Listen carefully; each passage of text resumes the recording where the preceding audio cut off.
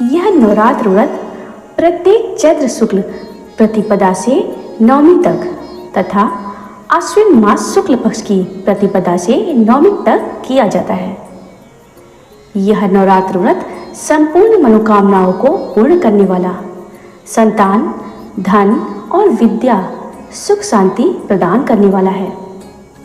इससे सभी पापों से मुक्ति, संतापों की शांति, अरिष्ट ग्रहों की शांति, समस्त शत्रुओं का शमन होता है। दैहिक, दैविक और भौतिक सुखों की प्राप्ति होती है। नवरात्र व्रत कथा। एक समय नारद जी ने संसार भ्रमण के लिए स्वर्गलोक से मृत्युलोक को प्रस्थान किया।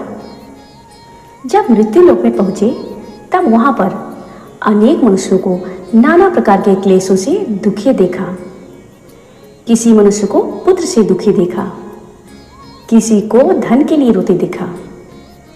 जब नारद जी ने संपूर्ण मृत्युलोक का भ्रमण कर लिया तब उनके मन में यह विचार उत्पन्न हुआ कि श्री बृहस्पति देव के बहुत दिन से दर्शन नहीं किए, सो इनके दर्शन भी करते चले। ऐसा मन में विचार उत्पन्न हुआ और वे श्री बृहस्पति जी के स्थान पर पहुंच गए। श्री बृहस्पति देव ने श्री नारद जी के आगमन पर बड़ा हर्ष प्रकट किया और नारद जी से बोले, आज आप अपने आने का कारण मुझे बतलाइए। जिस विचार से आप आज मेरे स्थान पर पधारे हैं, निसंकोच मुझसे वर्णन कीजिए। तब नारद जी ने हाथ जोड़कर प्रार्थना की और कहा, महाराज, मैं इस बात को जानने के लिए आपके पास आया हूँ कि नवरात्र के व्रत करने से किस फल की प्राप्ति होती है। इस व्रत का महात्म्य मैं आपके मुखारविंद से सुनना चाहता हूँ। तब बृहस्पति जी बोले, हे नारद, इस नवरात्र व्रत कथा को मैंने ब्रह्मा जी से सुना था। यह नवरात्र का व्रत चैत्र शुक्ल पक्ष प्रतिपदा से नवमी तक और आश्विन मास में भी आश्विन शुक्ल पक्ष प्रतिपदा से नवमी तक किया जाता है। यह नवरात्र व्रत संसार की दुर्लभ से दुर्लभ वस्तु को प्राप्त कराता है। जैसे पुत्र की इच्छा वाले को पुत्र, धन के इच्छुक को धन, विद्या चाहने वाले को विद्या, सुख चाहने वाले को सुख मिलता है। इस व्रत के करने से रोगी मनुष्य रोग से छुटकारा पा जाता है और कारागार में बंद प्राणी कारागार से मुक्त हो जाता है तथा उसकी सारी आपत्तियां दूर हो जाती हैं और वह सुख के साथ जीवन व्यतीत करने लगता है। समस्त पापों को दूर करने वाले इस व्रत के करने से ऐसा कौन सा मनोरथ है जो सिद्ध नहीं हो सकता।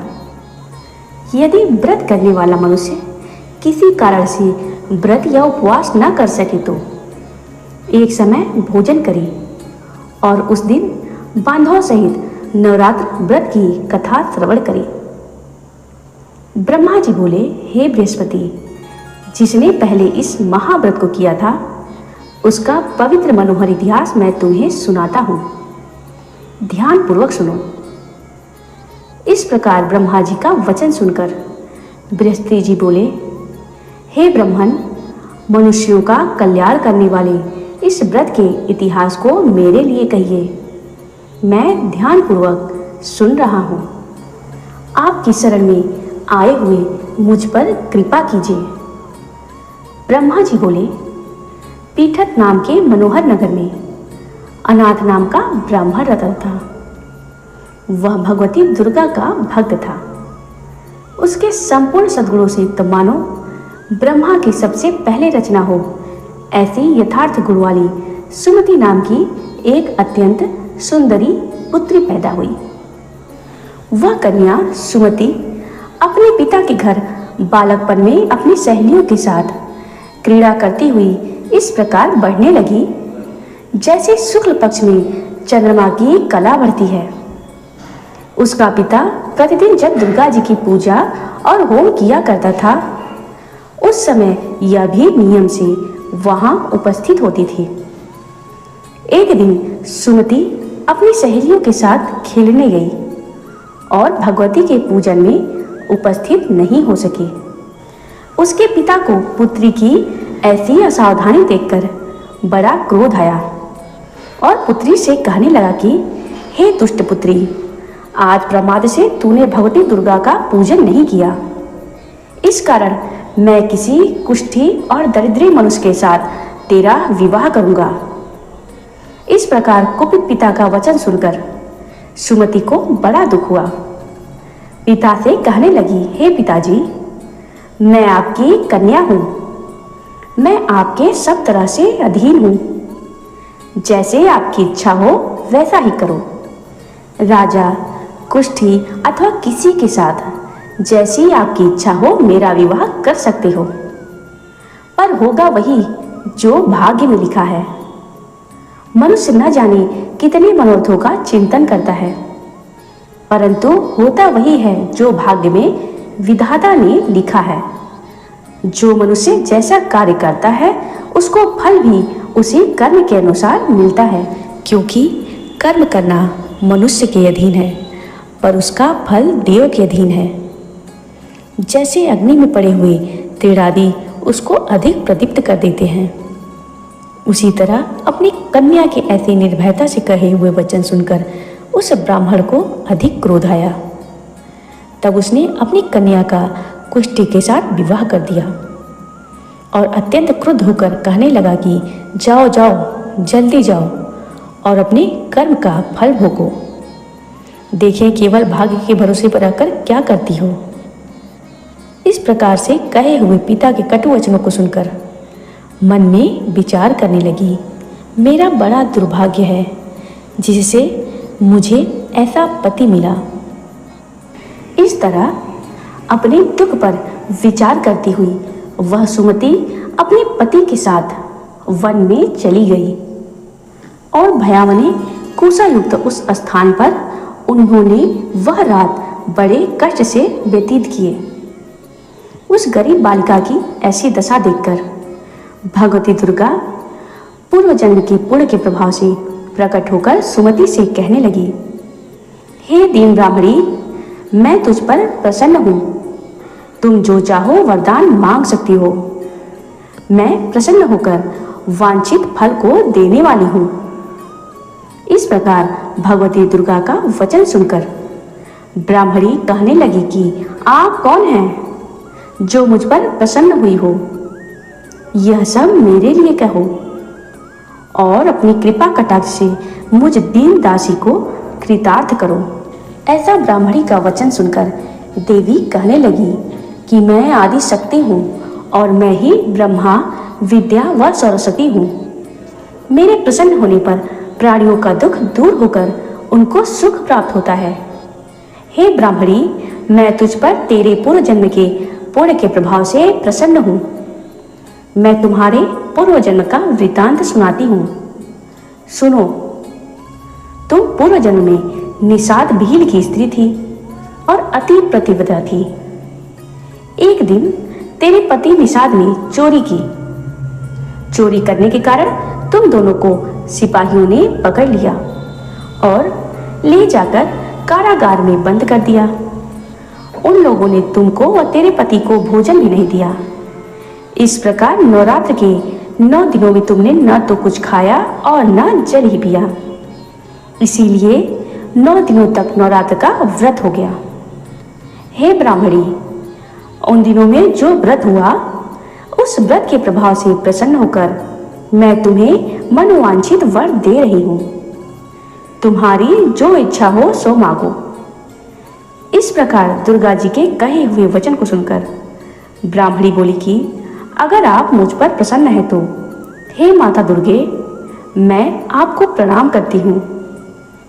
कृपा कर मेरे पति के कोढ़ को दूर कीजिए।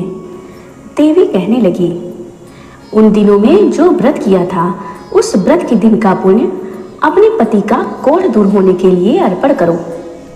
उसके प्रभाव से तेरा पति कोढ़ से रहित और सोने के समान शरीर वाला हो जाएगा।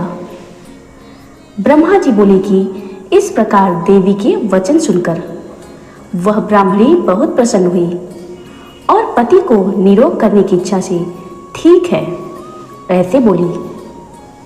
तब उसके पति का शरीर भगवती दुर्गा की कृपा से कुष्ठहीन होकर अति कांति युक्त हो गया, जिसकी कांति के सामने चंद्रमा की कांति भी क्षीण हो जाती है। वह ब्राह्मणी पति की मनोहर देह को देखकर देवी को अति पराक्रम वाली समझकर स्तुति करने लगी कि हे दुर्गे, आप दुर्गति को दूर करने वाली, तीनों लोकों का संताप हरने वाली, समस्त दुखों को दूर करने वाली, रोगी मनुष्य को निरोग करने वाली, प्रसन्न होने पर वांछित वस्तु को देने वाली, वह दुष्ट मनुष्य का नाश करने वाली हो। तुम ही सारे जगत की माता और पिता हो। हे अम्बे, मुझ अपराध रहित अबला का मेरे पिता ने कुष्ठी मनुष्य के साथ विवाह कर मुझे घर से निकाल दिया। उनकी निकाली हुई मैं पृथ्वी पर घूमने लगी। आपने ही मेरा इस आपत्ति रूपी समुद्र में उद्धार किया। हे देवी, आपको प्रणाम करती हूँ, मुझ दीन की रक्षा करो। भगवान ब्रह्मा जी बृहस्पति देव से बोले। इस प्रकार उस सुमति ने मन से देवी की स्तुति की। उसकी यह स्तुति सुनकर देवी को बहुत संतोष हुआ और ब्राह्मणी से कहने लगी, हे ब्राह्मणी, तेरे उद्दालक नाम का अति बुद्धिमान, धनवान, कीर्तिमान और जितेंद्रिय पुत्र शीघ्र ही होगा। ऐसा कहकर वह देवी उस ब्राह्मणी से कहने लगी कि हे ब्राह्मणी, और भी जो कुछ तेरी इच्छा हो वह वांछित वस्तु मांग सकती हो। ऐसा भगवती दुर्गा जी का वचन सुनकर सुमति बोली, हे भगवती दुर्गे, अगर आप मेरे ऊपर प्रसन्न हैं तो कृपा करके मुझे नवरात्र व्रत की विधि बतलाइए। हे दयावती, जिस विधि से नवरात्र व्रत करने से आप प्रसन्न होती हैं, उस विधि एवं उसके फल को मेरे लिए विस्तार से वर्णन कीजिए। इस प्रकार ब्राह्मणी के कहे हुए वचन सुनकर भगवती दुर्गा कहने लगी, हे ब्राह्मणी, मैं तुम्हारे लिए संपूर्ण पापों को दूर करने वाली नवरात्र विधि को बतलाती हूँ, जिसके सुनने मात्र से तमाम पापों से छूटकर मोक्ष की प्राप्ति हो जाती है। आश्विन मास के शुक्ल पक्ष की प्रतिपदा से लेकर 9 दिनों तक विधि पूर्वक व्रत करें। यदि दिन भर व्रत न कर सके तो एक समय भोजन करें। किसी विद्वान ब्राह्मण से पूछकर घट स्थापना करें और वाटिका बनाकर उसको प्रतिदिन जल से सींचे। महाकाली, महालक्ष्मी और महासरस्वती इनकी मूर्तियां बनाकर उनकी नित्य विधि सहित पूजा करें और पुष्पों से विधि पूर्वक अर्घ दें। बिजोरा के फूल से अर्घ देने से रूप की प्राप्ति होती है। जायफल से कीर्ति और दाख से कार्य की सिद्धि होती है। आंवले से सुख व केले से भूषण की प्राप्ति होती है। इस प्रकार फलों से अर्घ देकर यथा विधि सहित हवन करें। खाड़, घी, गेहूं, शहद, खीर, जौ, तिल, विल्व, नारियल, दाख और कदम्ब इनसे हवन करें। गेहूं से होम करने से लक्ष्मी की प्राप्ति होती है। खीर से मोक्ष, चंपा के पुष्पों से धन व पत्तों से तेज और सुख की प्राप्ति होती है। आंवले से कीर्ति व केले से पुत्र हो। कमल से राज सम्मान और दाखों से सुख संपत्ति की प्राप्ति होती है। खाड़, घी, नारियल, शहद, जौ और तिल इनसे तथा फलों से होम करने से वांछित वस्तु प्राप्त होती है। व्रत करने वाला मनुष्य इस विधान से होम कर आचार्य को अत्यंत नम्रता के साथ प्रणाम करे और यज्ञ की सिद्धि के लिए उन्हें दक्षिणा दे। इस महाव्रत को पहले बताई हुई विधि के अनुसार जो कोई करता है उसके सब मनोरथ सिद्ध हो जाते हैं। इसमें तनिक भी संशय नहीं है। इन 9 दिनों में जो कुछ दान दिया जाता है उसका करोड़ों गुना फल मिलता है। हे ब्राह्मणी, इस संपूर्ण कामनाओं को पूर्ण करने वाले उत्तम व्रत को तीर्थ, मंदिर अथवा घर में विधि के अनुसार करें। ब्रह्मा जी बोले, हे बृहस्पति देव, इस प्रकार ब्राह्मणी को व्रत की विधि और फल बतलाकर भगवती दुर्गा अंतर ध्यान हो गई। जो मनुष्य या स्त्री इस व्रत को भक्ति पूर्वक करता है वह इस लोक में सुख पाकर अंत में दुर्लभ मोक्ष को प्राप्त होता है। हे बृहस्पति, इस दुर्लभ व्रत का महात्म्य मैंने तुम्हारे लिए बतलाया है। ऐसे ब्रह्मा जी के वचन सुनकर बृहस्पति जी आनंद के कारण रोमांचित हो गए और ब्रह्मा जी से कहने लगे कि हे ब्राह्मण, आपने मुझ पर अति कृपा की जो अमृत के समान इस नवरात्र व्रत का महात्म्य सुनाया। हे प्रभु, आपके बिना और कौन इस महात्म्य को सुना सकता है। ऐसे बृहस्पति जी के वचन को सुनकर ब्रह्मा जी बोले कि हे बृहस्पति, तुमने सब प्राणियों का हित करने वाला इस अलौकिक व्रत को पूछा, इसीलिए तुम धन्य हो। यह भगवती महाशक्ति संपूर्ण लोगों का पालन करती है। इस महादेवी को कौन जान सकता है। जय दुर्गा माता, जय जगदम्बे। इस कथा को श्रवण करने मात्र से ही दुर्गा माता अपनी कृपा बरसाती हैं। जय माता दी।